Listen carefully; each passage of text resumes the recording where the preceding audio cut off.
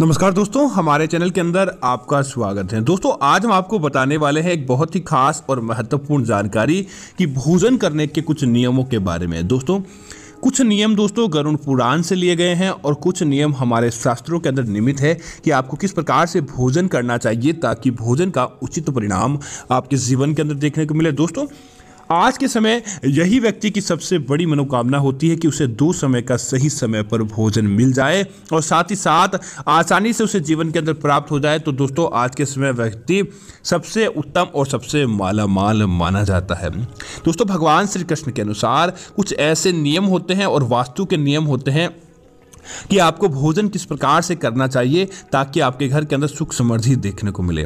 तो दोस्तों, आगे बढ़ने से पहले आपसे निवेदन है, इस वीडियो को लाइक करें, कमेंट के नीचे जय मां अन्नपूर्णा लिखें और साथ ही साथ हमारे चैनल को सब्सक्राइब जरूर करें।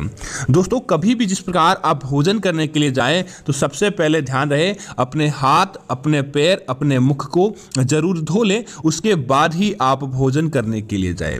इसी के साथ ही दोस्तों, इस बात का ध्यान रखें कभी भी जब आप भोजन ग्रहण करने वाले होते हैं, अपनी थाली पर बैठते हैं, वहां पर बैठते ही आपको आपके कोई भी इष्ट देव या जिस भी भगवान को आप मानते हैं आप उनका अभिनंदन करें, भगवान से प्रार्थना करें, मन ही मन करें, हाथ जोड़ करें। उसके बाद आप भोजन ग्रहण करें ताकि आपके उस भोजन का सौभाग्य कई गुना बढ़ जाता है। दोस्तों, जो स्त्री या पुरुष कोई भी खाना बनाता है उसे इस बात का ध्यान रखना चाहिए कभी भी बासी मुंह या बिना नहाए धोए आप खाना नहीं बनाएं। हमेशा स्नान आदि करने के बाद ही आपको भोजन बनाना चाहिए। और दूसरी चीज की बात करें तो दोस्तों, भोजन से पहले ही आपको 3 रोटी गाय, कुत्ते या कोए के लिए निकाल देनी चाहिए। माना जाता है गाय, कुत्ते और कोए के लिए निकाली गई रोटी साक्षात भगवान को प्राप्त होती है, हमारी किस्मत को बदलने का कार्य करती है और हमें पितृ दोष कभी भी नहीं लगता है। दोस्तों, जब भी आप भोजन बनाने जाएं तो इस बात का ध्यान रखें रसोई के अंदर स्वच्छता का विशेष ध्यान रखें। जिस घर की रसोई के अंदर स्वच्छता होती है वहां पर अपने आप ही अन्नपूर्णा देवी का निवास होता है। और साथ ही साथ दोस्तों, हमेशा भोजन को एक दूसरे के साथ बैठकर और परिवार के सदस्यों के साथ बैठकर ही भोजन ग्रहण करना चाहिए। माना जाता है कि ऐसा भोजन योगी माना जाता है और न कि भोगी भोजन माना जाता है। और साथ ही साथ इस भोजन का महत्व कई गुना बढ़ जाता है।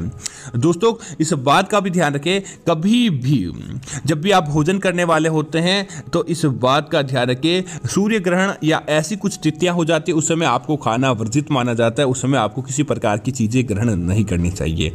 इसी तरह इस बात का ध्यान रखें कभी भी जो व्यक्ति सूरज डूबने से पहले भोजन कर लेता है दोस्तों उसकी तो किसी प्रकार की कल्पना ही नहीं की जाती। साधु संत इसी समय भोजन करते हैं, उस समय शुभ माना जाता है, लेकिन आज के समय यह संभव नहीं है। तो इस बात का ध्यान रखें ज्यादा से ज्यादा परिवार के सदस्यों के साथ बैठकर भोजन करें। अकेले भोजन करने वाले व्यक्ति को अच्छा नहीं माना जाता है। ऐसा भोजन अच्छा नहीं, बल्कि आप परिवार के सदस्यों के साथ भोजन करते हैं तो इसे आपसी सामंजस्य रहता है। इसी तरह दोस्तों, भोजन करने के लिए अगर किसी प्रकार की दिशा की बात करें, कौन सी दिशा सबसे अच्छी मानी जाती है तो उत्तर दिशा और पूर्व दिशा, इन दोनों दिशाओं की तरफ बैठकर भोजन करने वाला व्यक्ति समझ लीजिए धन लाभ को प्राप्त करता है, संसारिक सुखों को प्राप्त करता है।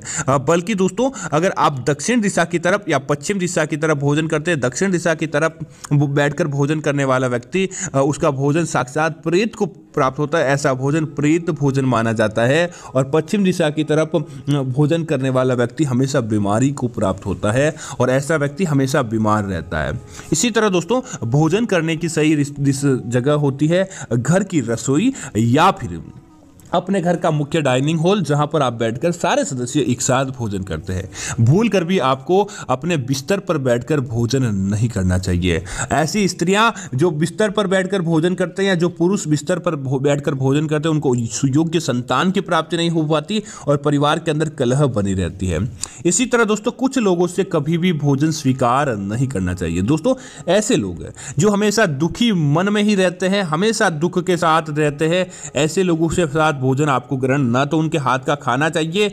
इसी तरह दोस्तों, कभी भी ध्यान रखें पीपल के पेड़ के नीचे या फिर वट वृक्ष के नीचे बैठकर आपको भोजन ग्रहण नहीं करना चाहिए। ऐसा भोजन दोस्तों आपके जीवन के अंदर दरिद्रता को आमंत्रित करता है। ऐसा भोजन दोस्तों जिस थाली के अंदर बाल गिर जाते हैं, जिस थाली के अंदर किसी प्रकार का कचरा गिर जाता है और विशेष तौर से कोई बाल गिर जाता है, ऐसे भोजन को उसी समय त्याग देना चाहिए। ऐसा भोजन ग्रहण करके नकारात्मकता को आमंत्रित करने के बराबर माना जाता है। इसी तरह दोस्तों अगर आपको कैसा भोजन ग्रहण करना चाहिए तो इस बात का ध्यान रखें, कभी भी किसी भी व्यक्ति का झूठा भोजन, परिवार के सदस्य के अलावा किसी भी बाहरी व्यक्ति का झूठा भोजन आपको भूल कर भी ग्रहण नहीं करना चाहिए।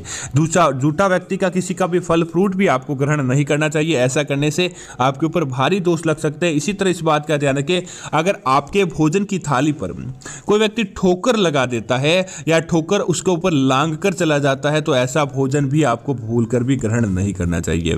इसी तरह दोस्तों ऐसे व्यक्ति जो ढिंडोरा पीट पीट कर आपको खिलाते हैं, जैसे कि अपना बखान करने के बाद आपको भोजन पर बुलाते हैं और साथ ही साथ उसका प्रचार करते हैं, ऐसे व्यक्ति के साथ भूल कर भी आपको नहीं खाना चाहिए। वैश्या का भोजन आपको भूल कर भी ग्रहण नहीं करना चाहिए। इसी तरह दोस्तों इस बात का ध्यान रखें, जो शराब मांस आदि बेचते हैं या शराब मांस का एक दूसरे का प्रचार करते हैं या खाते समय भी अपने साथ इस प्रकार की चीजें रखते हैं, उसके साथ बैठकर भोजन भूल कर भी नहीं करना चाहिए, अगर आप शुद्ध सात्विक धर्म का पालन करते हैं। इसी तरह दोस्तों रसवला स्त्री या मासिक धर्म के अंदर स्त्री होती है, उसके हाथ का भी आपको भोजन कभी भी ग्रहण नहीं करना चाहिए। दोस्तों इस बात का ध्यान रखें, इस प्रकार का भोजन जैसे पूर्णिमा, अमावस्या, एकादशी, इस दिन दोस्तों आपको ध्यान रखें लहसुन प्याज का भोजन भी आपको भूल कर भी ग्रहण नहीं करना चाहिए। अगर आप इस दिन ऐसा भोजन ग्रहण करते हैं या दोस्तों ऐसे व्यक्ति जो ब्याज का व्यापार करता है, उधारी का व्यापार करता है, उसके साथ भी भोजन करना या उसके घर के अंदर भोजन करना भी अपने आप के अंदर ही नकारात्मकता को आमंत्रित करने के बराबर माना जाता है, इसलिए ऐसा भी आपको नहीं करना चाहिए। दोस्तों इस बात का ध्यान रखें, भोजन करते समय चाहे स्त्री हो चाहे पुरुष हो, एक दूसरे के साथ दुख की बातें कर रहा हूं, अगर आप इस प्रकार की बातें करते हैं, आप भोजन करते समय एक दूसरे की नकारात्मक बातें करते हैं, तो दोस्तों ऐसा भोजन राक्षस भोजन के समान माना जाता है। इसलिए ध्यान रखें, कभी भी दुख की बातें या लड़ाई झगड़े की बातें भोजन के समय भूल कर भी नहीं करनी चाहिए।